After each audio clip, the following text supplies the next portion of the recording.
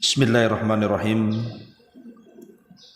Assalamualaikum warahmatullahi wabarakatuh. Alhamdulillah wassalatu wassalamu ala Rasulillah wa ala alihi wa sahbihi wa mawalah wa la hawla wa la quwwata illa billahi wa ba'du.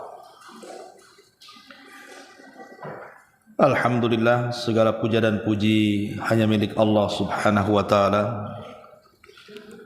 Salawat dan juga salam kita hadiahkan kepada Rasul kita Nabi besar Muhammad sallallahu alaihi wa ala alihi wasallam. Ma'asyiral muslimat yang dimuliakan Allah subhanahu wa ta'ala, alhamdulillah di pagi menjelang siang ini kembali kita bisa duduk untuk bermajlis ilmu di Masjid Nidaul Ilmi. Salawat dan juga salam kita hadiahkan kepada Rasul kita Nabi besar Muhammad sallallahu alaihi wa ala alihi wasallam. Pembahasan di pagi menjelang siang ini kita akan membahas tentang angin. Beberapa hari yang lalu kita mendengar di Jawa Barat kalau tidak salah ya, atau di Bandung,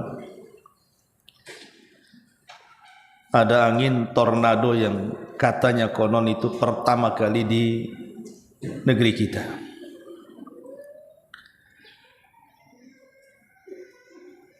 Dan kita lihat di media itu menghancurkan atap-atap bangunan dan membawa bangunan ke langit. Sebenarnya tidak usah jauh-jauh ke Jawa Barat, di tempat kita saja di sini hampir setiap tahun kan ada angin puting beliung. Makanya kapling di sini disebut kapling beliung. Mungkin karena setiap tahun ada puting beliung. Dan tak jarang juga mengangkat atap rumah orang di sini kan.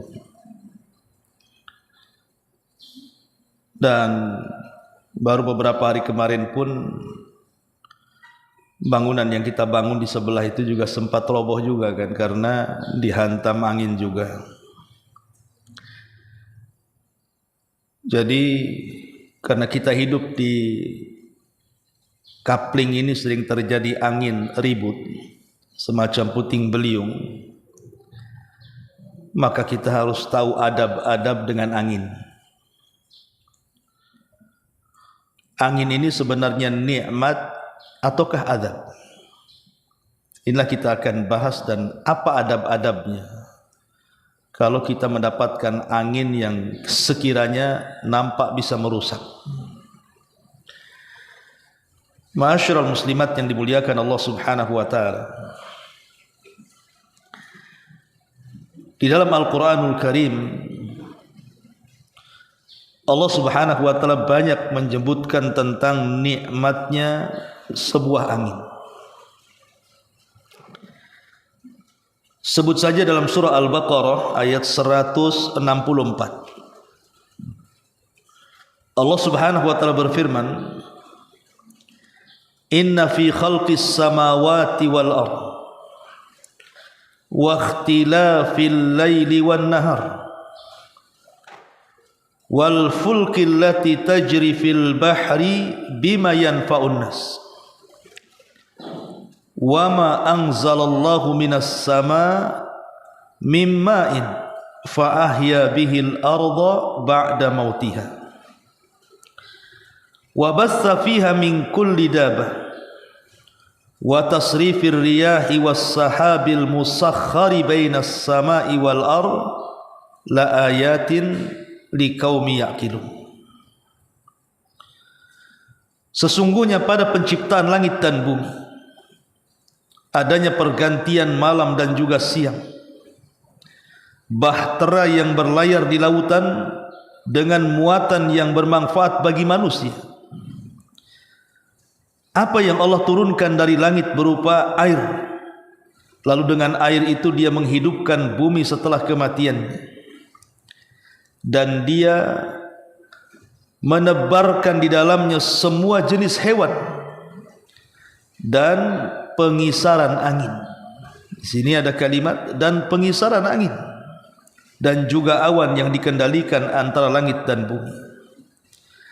Itu semua sungguh merupakan tanda-tanda kebesaran Allah bagi kaum yang mau berfikir.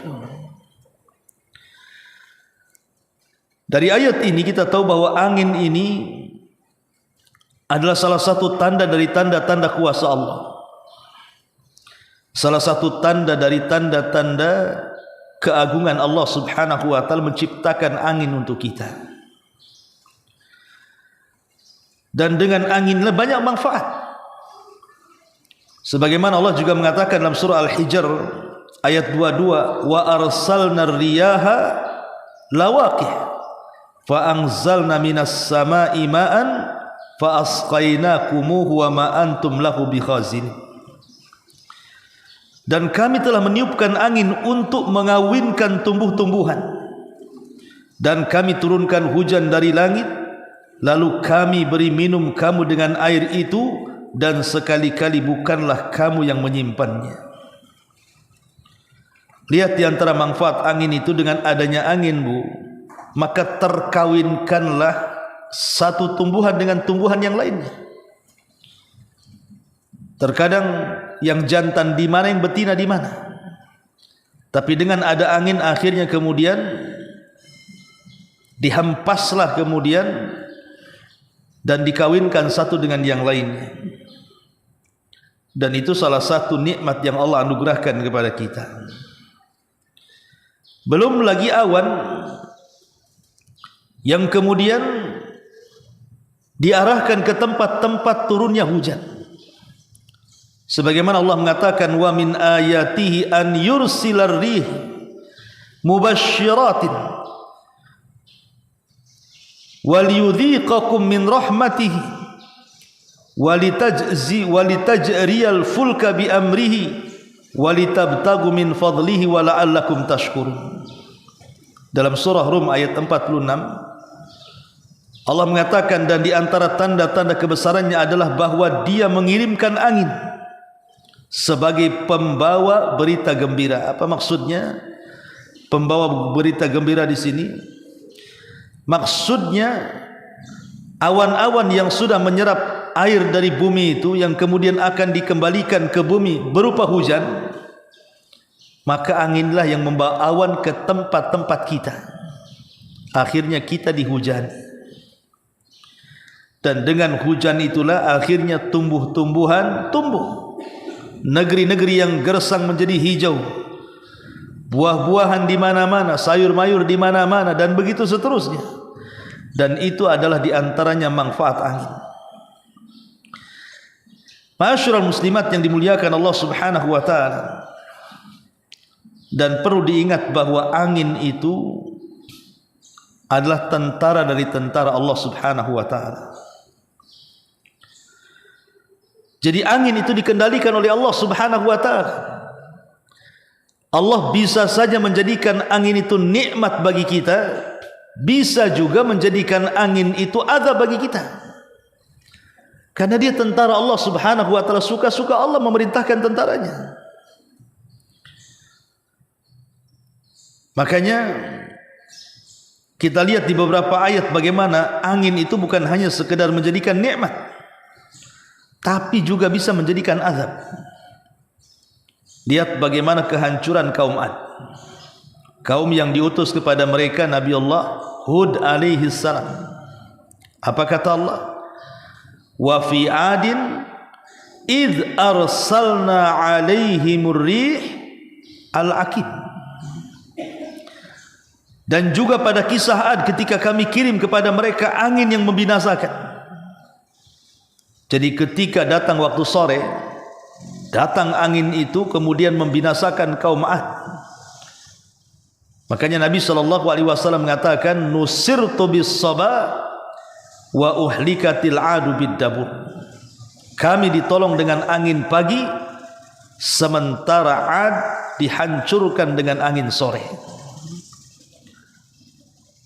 Nabi dikirim angin dan menolongnya, tapi kaum Ad dikirim angin dan membinasakannya. Artinya di sini terkadang angin itu bisa menjadi nikmat dan bisa menjadi azab. Kita lihat di pagi hari, kenapa Nabi SAW menganjurkan kita untuk tidak tidur? Maksudnya selepas subuh sampai terbit matahari.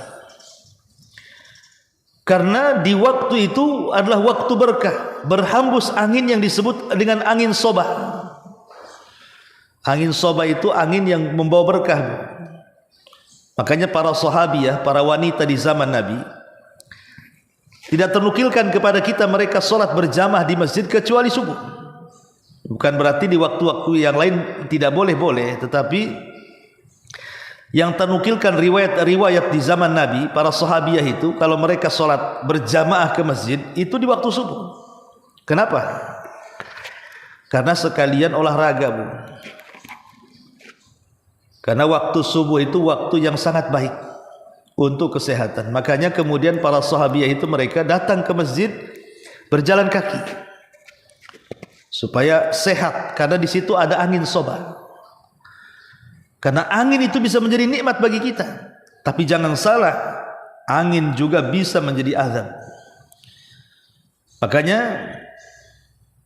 Allah Subhanahu wa taala mengatakan, falamma ra'au aridum mustaqbila audiyatihim qalu hadza aridum mumtiruna bal huwa masta'jaltum bih rihun fiha adzabun alim.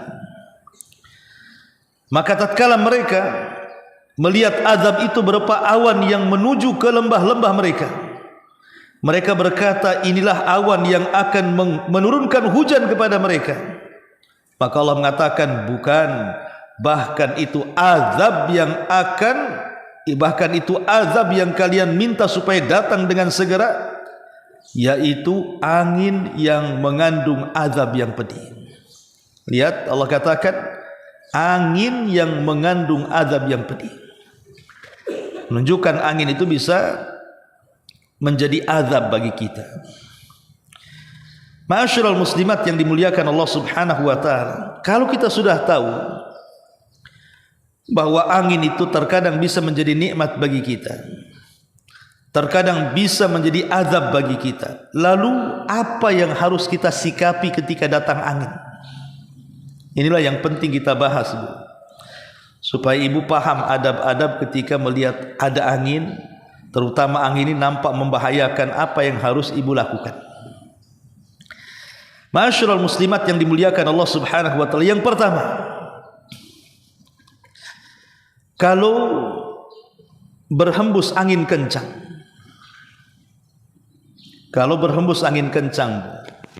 nampak angin ini kok tidak biasa, kok bisa menggetarkan atap-atap rumah, kemudian mengeluarkan suara, nampak membahayakan. Maka yang harus ibu lakukan, segera berdoa kepada Allah. Apa doanya? Dari Aisyah Ummul Mukminin radhiyallahu anha, kana an-nabiy sallallahu alaihi wasallam idza asafat ar-rihu qala Allahumma inni as'aluka khairaha wa khaira ma fiha wa khaira ma ursilat bihi wa a'udzubika min syarriha wa syarri ma fiha wa syarri ma ursilat bihi. Dari Aisyah Ummul Mukminin radhiyallahu anha, apabila Nabi SAW melihat ada angin yang cukup membahayakan, kencang, maka Nabi SAW mengajarkan doa kepada kita. Apa doanya? Allahumma ya Allah, inni as'aluka khairaha, aku meminta kepadamu dari kebaikan angin ini, wa khaira ma fiha, dan kebaikan apa yang ada di dalam angin ini. Wa khaira ma ursilat bihi, dan kebaikan apa yang berhembus dari angin ini. Wa a'udzubika min syarriha, dan aku berlindung kepadamu dari keburukan angin ini. Wa syarri ma fiha, dan keburukan apa yang di dalam angin ini. Wa syarri ma ursilat bihi, dan keburukan apa yang dihembuskan angin ini. Jadi segera Bu, takutnya nanti angin itu nerjang atap-atap rumah kita, merobohkan bangunan-bangunan yang kita tempati.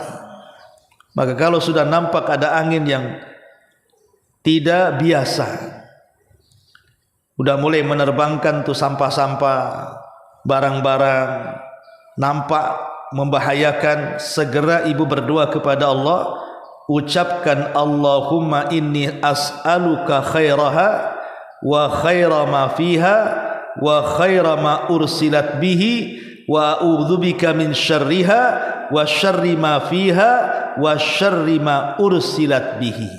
Kan gampang Bu ya. Ini yang pertama, segera berdoa. Yang kedua, tidak boleh mencela angin. La yajuz sabburi, tidak boleh mencela angin. Walaupun angin itu membahayakan, walaupun angin itu sampai merusak bangunan, walaupun angin itu mengangkat rumah kita, jangan mencela angin. Karena ada hadis dari Ubay bin Ka'ab radhiyallahu anhu, Nabi SAW bersabda, la tasubburri, la tasubburri, jangan mencela angin, kata Rasul. Karena yang membolak-balikan angin itu Allah. Ketika kita mencela angin berarti mencela yang membolak-balikannya, sama dengan mencela Allah Subhanahu wa ta'ala. Maka sekali lagi jangan mencela angin, tapi katakan doa yang saya sebutkan pada poin pertama, Allahumma inni as'aluka khairaha wa khaira ma fiha wa khaira ma ursilat bihi wa a'udzubika min syarriha wa syarri ma fiha wa syarri ma ursilat bihi. Berlindung kepada Allah Subhanahu wa taala, bukan malah mencela angin. Ini yang kedua. Yang ketiga, disebutkan kana Nabi sallallahu alaihi wasallam idza lahatir rih fil ufuqi yu'raf dzalika fi wajhi. Jadi Nabi sallallahu alaihi wasallam apabila melihat ada angin di ufuk, maka sudah nampak di wajahnya. Jadi kalau ada angin di atas itu Rasul kadang lihat ke atas, apakah mau hujan atau tidak, apakah membahayakan atau tidak, itu sudah dirasakan oleh Nabi. Maka kalau seandainya kemudian angin itu membawa awan, dan awan itu akhirnya menurunkan hujan, maka disebutkan oleh Aisyah Ummul Mukminin radhiyallahu anha, karena Rasulullah sallallahu alaihi wasallam idza kana yaumur rih wal ghaib, apabila datang musim angin dan juga awan, urifa fi wajhihi, diketahui dari wajahnya, wa aqbala wa adbar, terkadang Rasul ke depan ke belakang, fa idza matarat surrabi, kalau tiba-tiba turun hujan Rasul langsung sumringah bahagia. Wa dhahaba anhu dzalik, dan Nabi sallallahu alaihi wasallam pun hilang perasaan-perasaan kekhawatirannya. Qalat Aisyah, maka Aisyah radhiyallahu anha berkata, fasaltuhu, aku pun bertanya kepada Nabi. Qala, maka Rasul mengatakan, inni khasyitu an yakuna adzaban sullitu ala ummati, aku takut kalau seandainya angin itu justru akan menjadi azab bagi umat. Lihat, jadi Nabi SAW kalau ada angin itu langsung dilihat, Bu, ini angin ini membahayakan atau tidak, menurunkan hujan atau tidak, timbul perasaan takut. Maka seharusnya kita juga sama, Bu. Ini adab yang ketiga ya. Kalau ada angin ribut, nampak angin membahayakan nih, wah ini kok sampah-sampah bisa berterbangan nih, kena puting beliung nih, maka tanamkan perasaan takut kepada Allah. Jangan-jangan angin itu diutus oleh Allah Subhanahu wa taala untuk menakut-nakuti kita. Karena Allah Subhanahu wa taala berfirman di dalam Al-Qur'anul Karim, terkadang Allah Subhanahu wa taala mengutus ayat-ayat tanda-tanda itu, wa ma ursilat bil ayati illa takhwifa. Terkadang Allah Subhanahu wa taala mengutus ayat-ayatnya, tanda-tanda kebesaran Allah itu dalam rangka menakut-nakuti kita. Jadi tanamkan perasaan takut seperti takutnya Nabi sallallahu alaihi wasallam ketika melihat angin, kemudian awan yang hitam. Apabila turun hujan Rasul senang, berarti tidak ada apa-apa. Hilang rasa khawatirnya. Makanya Ummul Mukminin Aisyah bertanya, ada apa wahai Rasul? Kenapa kau sibuk ke depan ke belakang melihat terus gitu ya? Maka Rasul mengatakan, aku takut bahwa angin ini akan menjadi azab bagi umatku, katanya. Ini yang ketiga, tanamkan perasaan takut kalau sudah nampak angin ini membahayakan. Dan segera berdoa dengan doa di poin pertama tadi. Yang keempat, secara hukum fikih, kalau ada angin kencang yang membahayakan, maka boleh bagi laki-laki untuk tidak sholat ke masjid. Bagi laki-laki ya, kalau perempuan kan memang lebih baik sholat di rumah, tapi ke masjid boleh. Tapi kalau bagi laki-laki kan lebih baik sholat ke masjid. Jadi tidak wajib bagi laki-laki ke masjid kalau ada angin yang nampak membahayakan. Karena Allah Subhanahu wa taala berfirman, fattaqullaha mastata'tum, bertakwalah semampu kalian. Kemudian yang kelima, dan bagi seorang muadzin yang ditugaskan azan di masjid, maka dia harus mengganti yang tadinya hayya 'alas shalah, hayya 'alas shalah, hayya 'alal falah itu dengan kalimat sallu fi buyutikum, salatlah di rumah-rumah kalian, atau sallu fi rihalikum, salatlah di tempat-tempat kalian. Dan itu disebutkan dalam hadis Ibnu Umar radhiyallahu anhuma, kana Rasulullah sallallahu alaihi wasallam yunadi munadihi fil lailatil mutirah aw lailatil baridati dzatir rih, sallu fi rihalikum. Nabi SAW menyeru penyerunya di malam yang terjadi hujan kencang ataupun di malam yang terjadi rasa dingin yang dihembuskan angin yang sangat kencang. Maka Rasul katakan kepada penyeru, serulah manusia dengan sebutan sallu fi rihalikum, salatlah di rumah kalian. Dan kalau seandainya manusia itu berada di masjid, ini yang keenam. Jadi orang-orang ini ada masjid nih, bapak-bapak di masjid, tiba-tiba ada angin kencang, umpamanya sholat duhur gitu ya, tiba-tiba ada angin kencang gitu ya, disertai hujan deras, maka disunahkan untuk menjama sholat. Disunahkan untuk menjama sholat. Kemudian yang nomor 7, tidak boleh kencing sembarangan ketika terjadi angin. Ini biasanya bapak-bapak ya, yang kencingnya asal-asalan tuh, asal berdiri di samping pohon kadang-kadang kan. Kalau ibu-ibu kan malu, kalau bapak-bapak mana malu kan? Kadang-kadang berdiri saja dia di mana saja kan. Kalau ada angin kencang bu, bilang sama bapak-bapak jangan asal kencing aja, nanti ke bawah angin tuh kencingnya tuh. Nanti ke sana kemari kecipratan nanti kan, entah kena badannya entah apa kan. Karena ada hadis yang ada perkataan para ulama seperti yang dikatakan Imam Ibnu Qudamah rahimahullahu taala, wa yukrahu an yastaqbilar rih, dimakruhkan kencing menghadap angin, li'alla tarudda alaihi rasyasal bauli fayunajjisahu, karena dikhawatirkan air kencing itu berbalik ke badannya kemudian akan membuat najis badannya. Jadi lihat kalau mau kencing itu maksudnya arah anginnya kemana gitu ya. Jangan arah angin ke badan kita, kita menghadap angin dia, mandilah nanti dengan kencing dia ya. Makanya tidak boleh, ini makruh hukumnya kencing menghadap ke arah angin itu. Jadi ini juga di antara adab yang disebutkan oleh para ulama. Kemudian juga disunahkan, ada yang mengatakan tustahabbus salatu inda husuli ayati min ayatillah.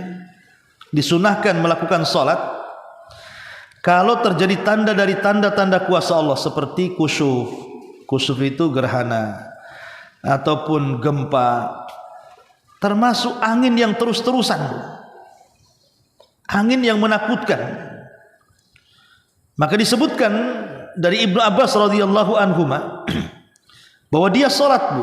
Ibnu Abbas ini kalau ada gempa, dan itu pernah terjadi di Basrah gempa, maka dia salat seperti salat gerhana.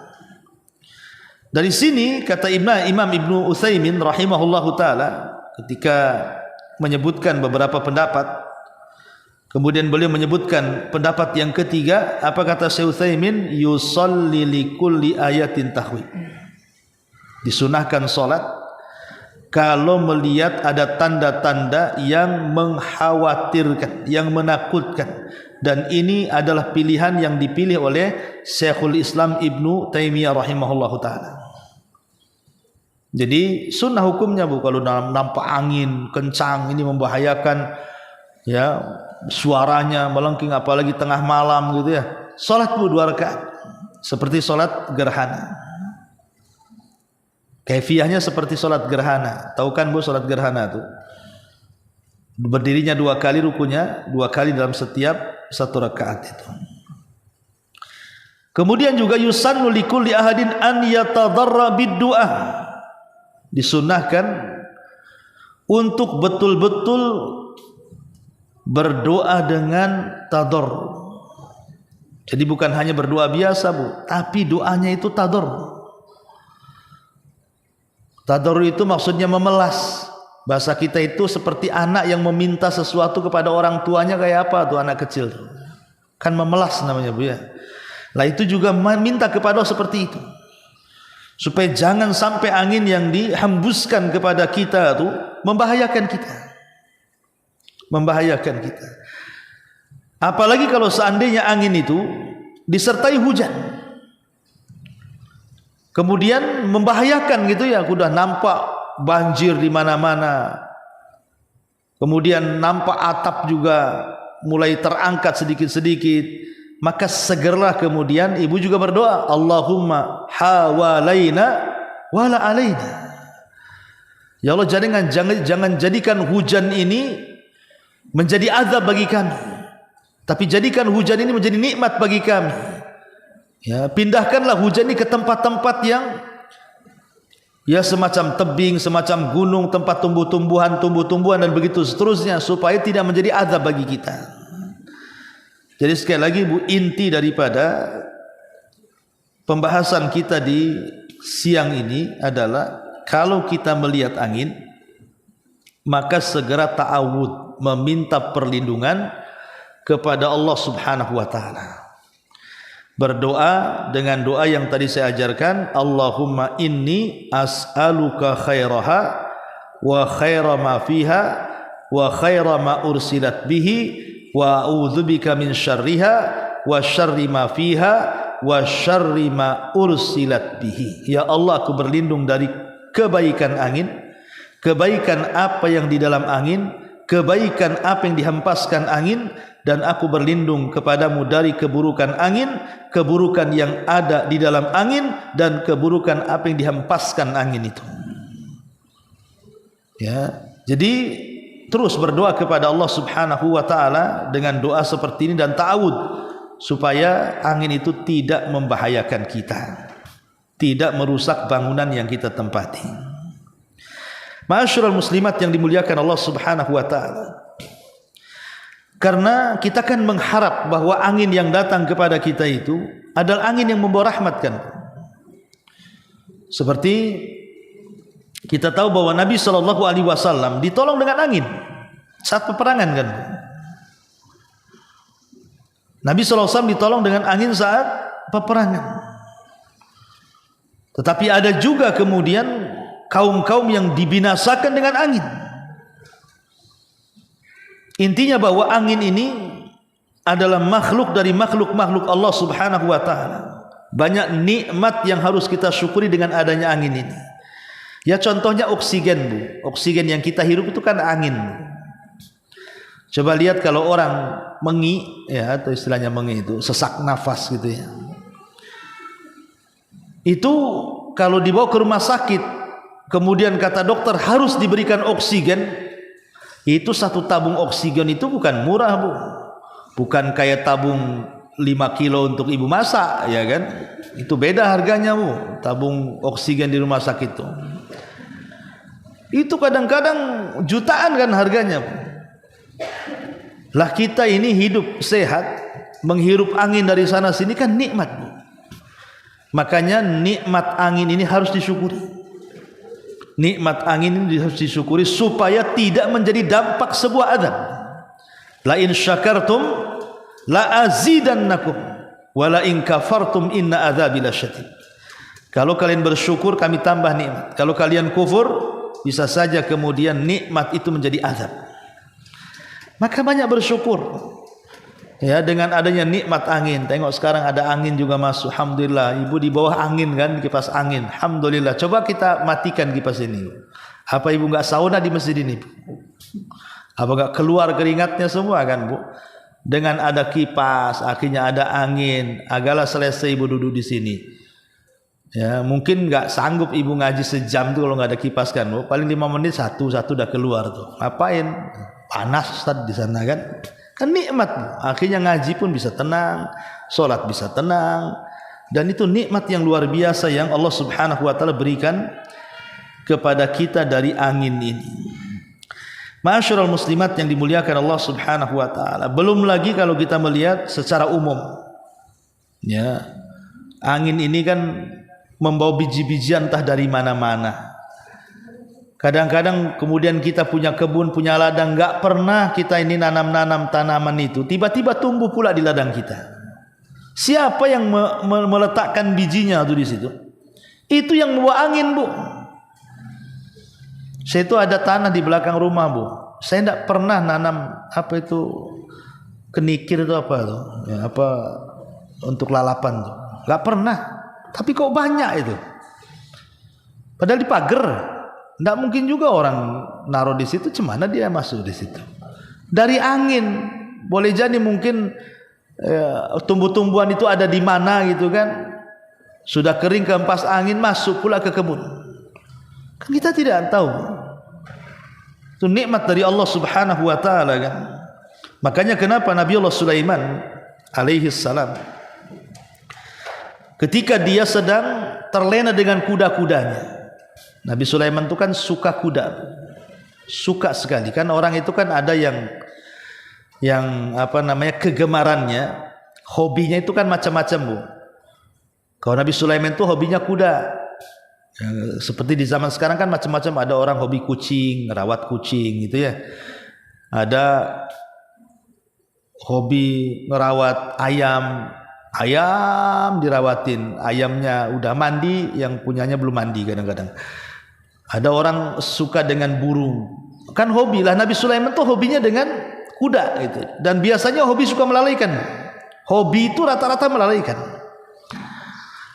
Jadi satu hari Nabi Sulaiman tuh saking asiknya memandangi kuda, membelai kuda perang dia yang banyak koleksinya itu, lupa dia sholat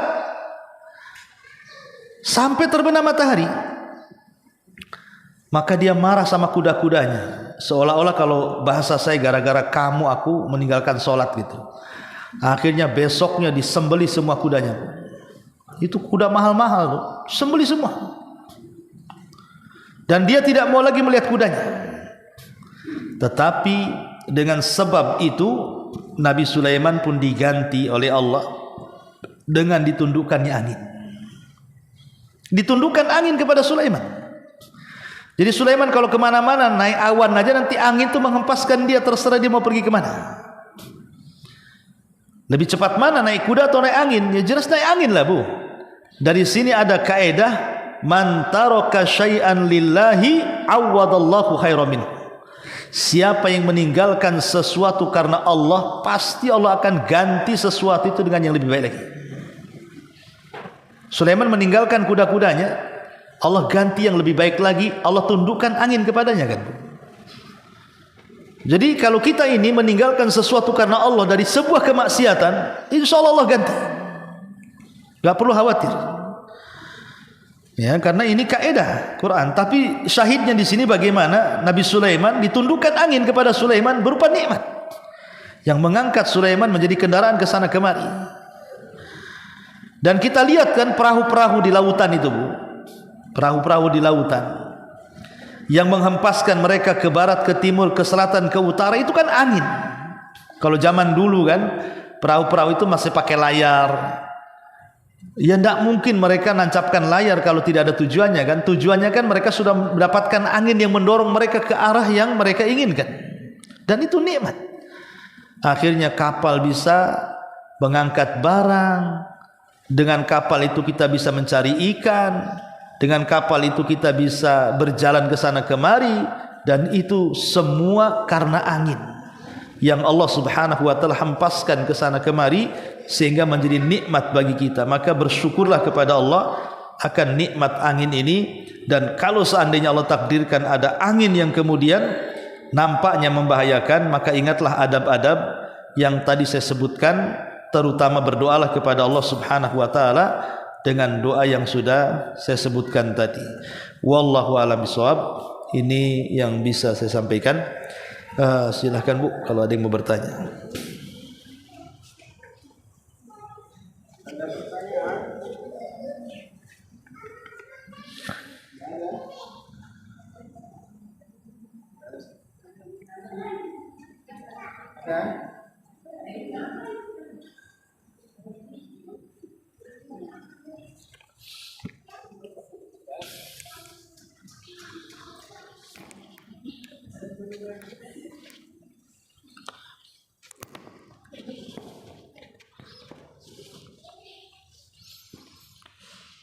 Baik, kalau nggak ada kita tutup. Subhanakallah bihamdika asyhadu an la ilaha illa anta astaghfiruka wa atubu ilaik. Allahu ta'ala alam. Assalamualaikum warahmatullahi wabarakatuh.